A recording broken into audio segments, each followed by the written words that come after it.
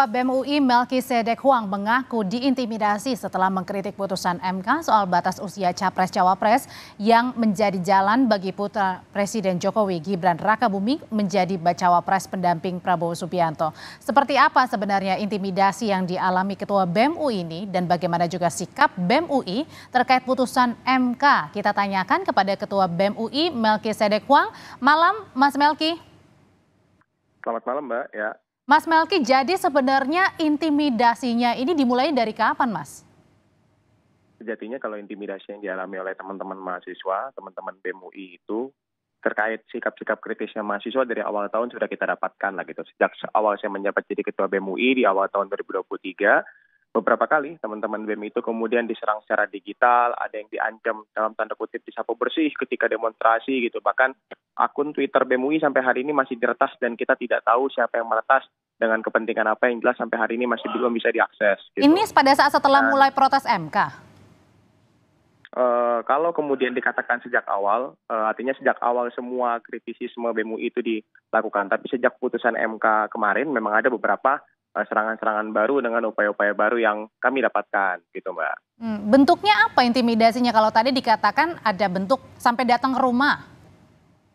Ya betul, jadi di akhir bulan Oktober kemarin ada aparat keamanan gitu yang datang ke sekolah saya, sekolah SMA saya di SMA Negeri 1 Pontianak untuk menanyakan kepada beberapa rekan guru yang tidak bisa saya sebutkan namanya demi keamanan gitu, menanyakan Melki itu dulu di sekolah gimana, posisi rumahnya lebih tepatnya ada di mana gitu.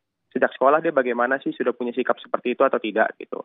Karena saya mengetahui kemudian ada upaya-upaya untuk masuk ke daerah asal saya, di tempat asal saya di Pontianak, saya telepon ibu. Ibu pun kemudian mengatakan bahwa betul tadi ada yang ke rumah gitu, satu orang berseragam tentara gitu, mengakunya Babinsa, satu orang lagi kemudian berseragam sipil gitu, maksudnya tidak berseragam aparat keamanan gitu, berbaju sipil. Orang biasa gitu dan, ya? berbadan tegap gitu, ya gitu, menanyakan soal Melki itu biasa kalau balik ke rumah, balik kampung itu bulan apa saja gitu. Melki itu di Depok, alamat kosnya ada di mana gitu. Dan juga kalau ibu sendiri tinggalnya berapa orang, ibu balik malam biasa jam berapa kalau paling malam, begitulah pertanyaannya gitu. Dan besar kemungkinan bagi saya ini upaya untuk penyebaran ketakutan saja Mbak gitu. Satu hari dilakukan atau hampir tiap hari sampai dengan sekarang? Sampai hari ini saya coba rutin tiap harinya menelpon ibu gitu sambil mengabarkan kabar-kabar kami yang sedang berjuang di Jakarta gitu. Kemudian ya saya sampai hari ini masih mendapati ibu baru sekali itu di hari itu juga yang didatangi gitu. Tapi kita belum bisa menjamin di masa-masa ke depan sehingga besok saya memutuskan untuk balik ke Pontianak, tanyain ke ibu langsung apa yang terjadi sebenarnya dan apa perasaan ibu saya gitu. Saya baca Melki juga sudah sempat lapor ke polisi.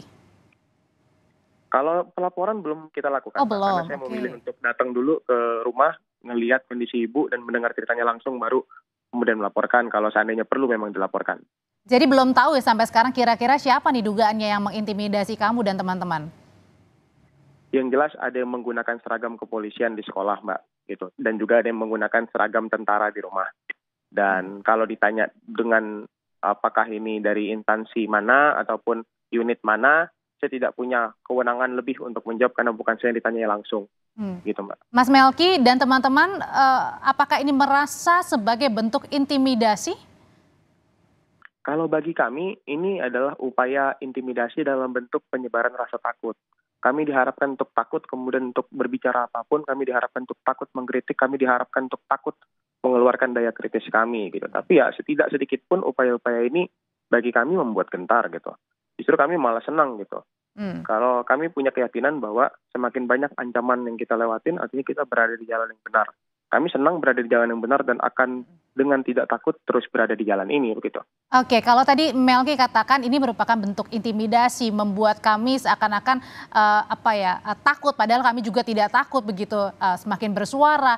Nah, apakah Melki dan teman-teman sudah ada rencana mungkin mau ngomongin ke siapa dengan bentuk intimidasi ini, Melki? Gimana maksudnya, ngomongin gimana Mbak? Iya, mungkin untuk bersuara bahwa oke, ada intimidasi yang kami rasakan pada saat kami memperjuangkan terkait dengan putusan MK ini.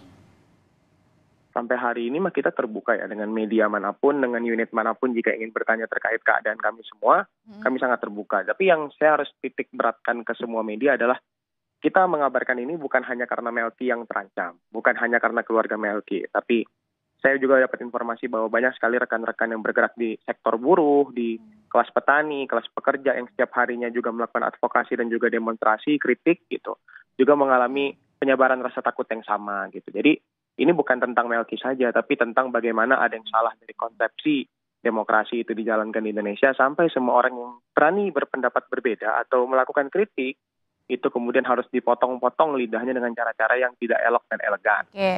Mas Melki, kamu kan mengkritik, memprotes ya terkait dengan putusan MK. Apa sih sebenarnya dampak paling besar terkait dengan putusan MK ini sebagai kamu yang anak muda? Saya, Mbak ya, bagi saya generasi Z yang selalu dipandang apolitis, cengeng, generasi strawberry dan kawan-kawannya lah stigma-stigma jelek itu. Justru dengan adanya putusan MK ini, saya jadi semakin yakin dan sadar bahwa generasi Z itu sebenarnya tidak seapolitis dan tidak minim empati itu karena rupanya kita aware dengan kondisi putusan MK ini. Itu yang pertama. Yang kedua, bagi saya yang adalah seorang generasi Z juga, konstitusi itu harusnya jadi gerbang pengaman kita, Mbak. Gitu. Di konstitusi itu diatur cara menjalankan perekonomian bangsa itu bagaimana agar dapat bisa menghadirkan keadilan bagi rakyat Indonesia, kesejahteraan gitu.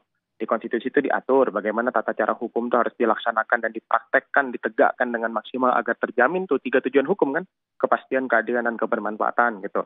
Di situ semua diatur tuh tata cara pengaman bagi generasi muda untuk menjalankan bangsanya ke depan gitu. Kalau kita yang generasi Z aja nggak ngomong nih, kalau konstitusinya lagi diinjak-injak, artinya kita nggak ngomong ketika ada gerbang pengaman kita yang sedang diinjak-injak oleh bukannya generasi muda kekuasaan di peradilan. merasa untung, Melki, dengan putusan ini kan? Gini Mbak, saya tadi udah sampaikan bahwa konstitusi itu gerbang pengaman bangsa kita gitu. Gerbang pengaman generasi Z, kedepannya kita nggak bisa menjamin apakah perekonomian selalu stabil. Kedepannya kita nggak bisa menjamin bahwa lapangan pekerjaan selalu banyak. Kedepannya kita nggak bisa menjamin bahwa hubungan internasional, kondisi berbangsa dan bernegara selalu baik. Apa yang bisa membuat kondisi-kondisi yang tidak bisa diprediksi ini terus bisa menghadirkan keamanan? Ya konstitusi. Karena konstitusi dasar jalannya berbangsa bernegara gitu.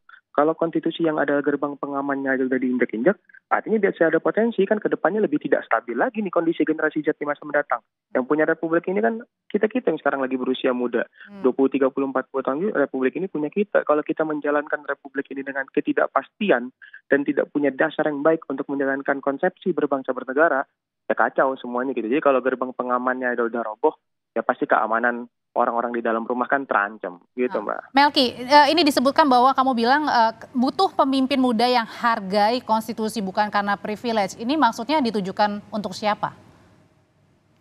Sepertinya itu bukan statement ini ya, statement yang ada di Keutuhan Kebangsaan. Karena yang saya katakan di Keutuhan Kebangsaan adalah kita butuh pemimpin muda, tapi pemimpin muda yang menghargai hukum dan konstitusi dan lembaga peradilan gitu.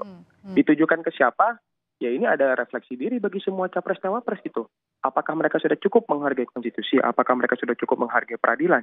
Jadi saya ingin hadirkan persepsi pada seluruh gelombang muda rakyat Indonesia bahwa yang hari ini kita perlukan bukan sekedar usia yang muda. Jadi muda itu Mbak, kalau menurut perspektif saya, itu bukan soal angka dan usia, tapi soal pikiran-pikirannya. Pikiran-pikiran muda itu anti nepotisme. Pikiran-pikiran muda itu anti hal-hal yang kemudian melanggar hukum dan konstitusi karena itu gerbang pengaman generasi muda. Jadi kalau kemudian kita mengaku muda tapi ide-idenya masih tua, ya jangan ngaku muda lah.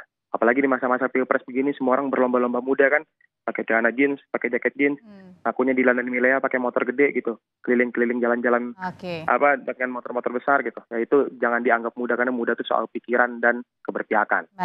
Baik Ketua BEM UI Melki Sedek-Huang, terima kasih untuk berbagi tadi soal dugaan intimidasi yang dialami Anda bersama juga dengan keluarga pasca putusan MK atau pada saat putusan MK berlangsung. Terima kasih Ketua BEM UI Melki Sedek, sehat selalu.